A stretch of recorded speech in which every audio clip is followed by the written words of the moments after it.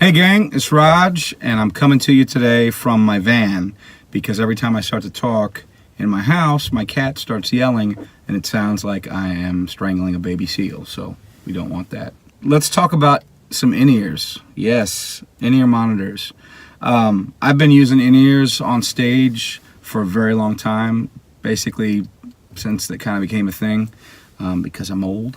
Just recently, with companies like KZ, things have become a lot more affordable. It's pretty exciting. You can get into monitoring with in-ears on stage at a much lower cost than you could before. I'm just going to talk about a few sets of buds today. All these guys. This monstrosity right here. So that is the KZ ZS3 single drivers.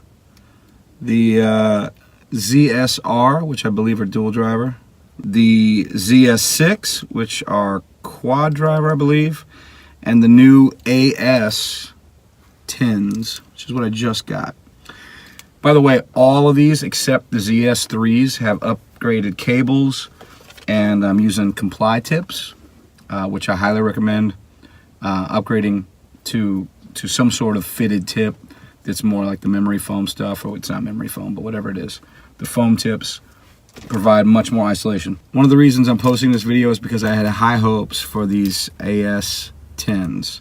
I had read good reviews that they had kind of fixed a few of the things about the flagship 5 driver per side that they had out. I never owned those, but I had read that bass was a little overpowering, yada yada yada. So anyway, I'm gonna make this short. Best value of these 4, hands down. And by the way, I'm coming at these KZ options from several things, from some Westone universal fits, from several of the Shure universal fits, including the dual driver. I can't remember what it is called. Let's put it up here. And those were cool, and I used those for a long time. They were kind of getting worn out, and to be frank, they don't rank at the top of this heap, which is, if you looked at the cost, is kind of surprising. So anyway, let me just give you my rundown here. KZ3, cheapest one. These guys can be had for $8, $8. And for $8, I will tell you, these are a viable in-ear. They're not the best. They don't sound crazy transparent or open, but they have enough isolation even with the regular silicone tip and the regular cable.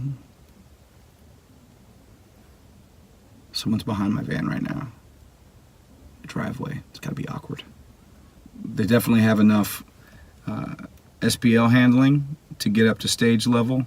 They definitely cover the spectrum, although they don't have the sparkle on the high end or anything like that stuff. It's not, the sound stage isn't amazing, but for $8, it's nuts, because you can use these for $8. You can use these as in-ears, and that's crazy.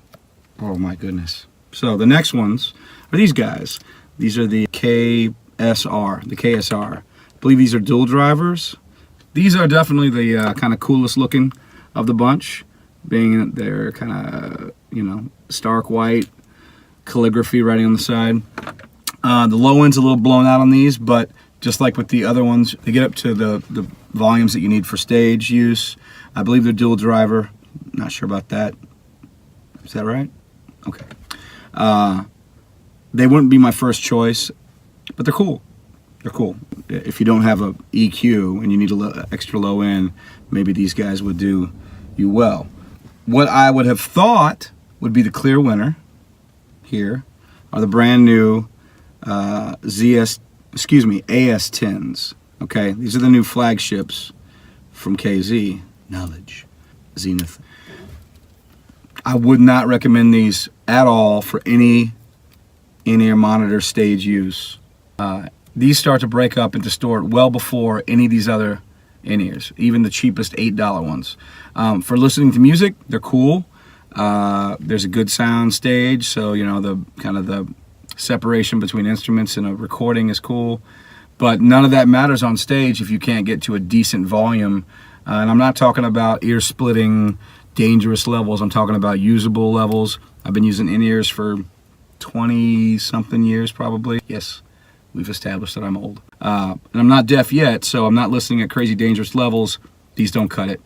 I can't imagine, what I'm hearing doesn't sound like it's a problem with these particular buds that I got. It sounds like it's just an issue with, you know, one or two of the drivers. There are 5 balanced armature drivers in here, and I don't know if they just can't handle the juice or what it is, but my opinion on these particular buds is don't do it. So what's the winner? Clear winner, super clear winner.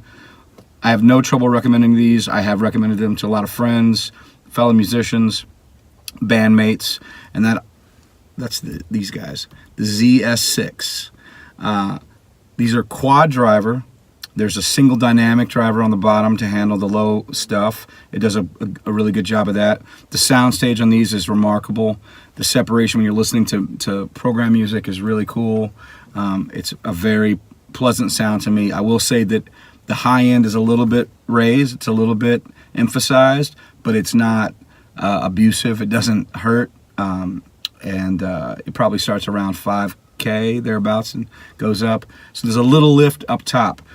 First of all, for live on stage performance, that's actually not a bad thing in my opinion. I actually enjoy that. And when I don't have these, if I'm using a single driver for some reason or whatnot, I will often on the belt pack. If you don't have control of your own EQ on the belt pack, there's usually a high frequency lift by a couple dB, and I'll turn that on. When I have these, I turn that off, and these take care of it. But again, it's not intrusive. I don't think it's a bad sound. I really enjoy listening to music on these. I've been using these on the road for the last couple months.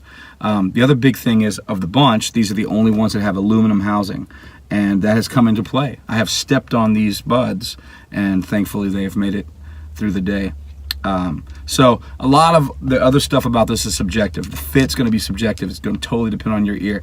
These to me fit my ears a little bit better. The even if the AS10s had sounded better, these would still fit better, which that's a toss-up. You know, comfort is a big thing when you're wearing these for a couple hours on stage. One thing that I can't stand about any of them, and that includes the upgraded cables, are there no neck cinches on any of these guys. So the little thing that you have on the iTunes, on the Apple Buds or whatever else, it cinches these against your neck, that makes a big difference in terms of comfort too. I've just taken a small rubber band, kind of taking some needle nose pliers and putting them over. There's probably better solutions, but that seems to do the trick. So anyway, clear winner of the day for me are the ZS6s. Get the Comply tips or some other foam tips that are, you know, a good fit for your ear. You'll spend less than $100, which is crazy for a 4 driver per side in-ear. Have a great day. Be safe when you're listening to this stuff. You can damage your hearing if you listen too loudly, of course. And happy hunting.